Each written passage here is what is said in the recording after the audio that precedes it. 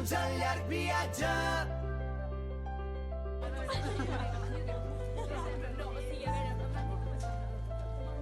Benvinguts al llarg viatge.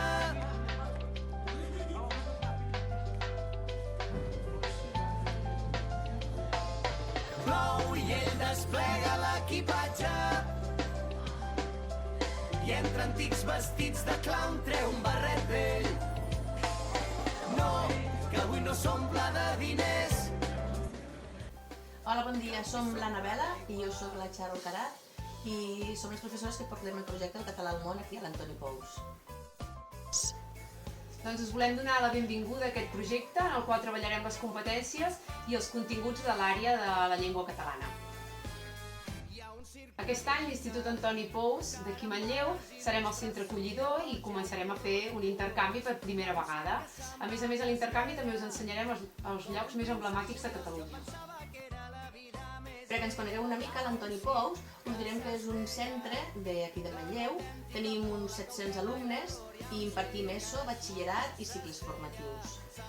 Està situat a la població de Manlleu, és una ciutat d'uns 20.000 habitants, que ja la coneixereu quan vingueu a visitar-nos, i com molt ha dit l'Anna, a part de Manlleu, quan us acollim aquí al nostre centre, visitarem també altres llocs de Catalunya. Hi ha diferents espais aquí a l'institut, són grans i agradables i a més treballem per projectes i cada alumne té un ordinador portàtil individual que permet treballar de forma més cooperativa i online. A l'Antoni Pous tenim 2 patis de 20 minuts, on els alumnes descansen i esmorzen.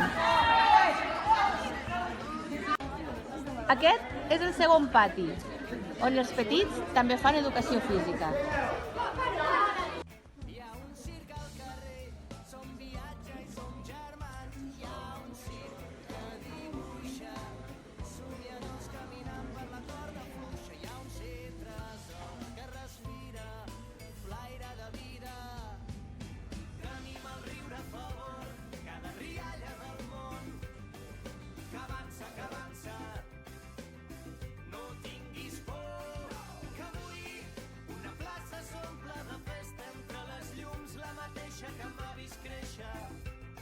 Aquí a la biblioteca tenim un servei de préstec en què l'alumnat, o bé a l'hora de català o bé a les hores de pati, poden venir i agafar els llibres de lectura que més els agradi.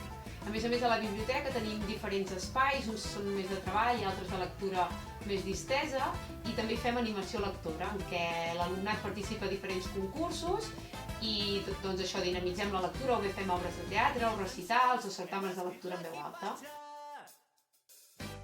Un nou paisatge, un circ que dibuixa, xarango caminant per la corda fluixa. També apostem per la lectura, com veieu estem a la biblioteca.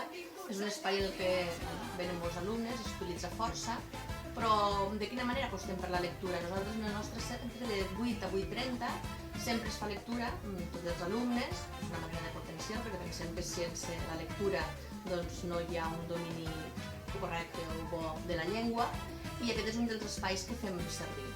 Bé, ara ja ens coneixeu una mica més i ara el que esperem és que puguem intercanviar treballs, puguem treballar de manera col·laborativa i que ens coneixem.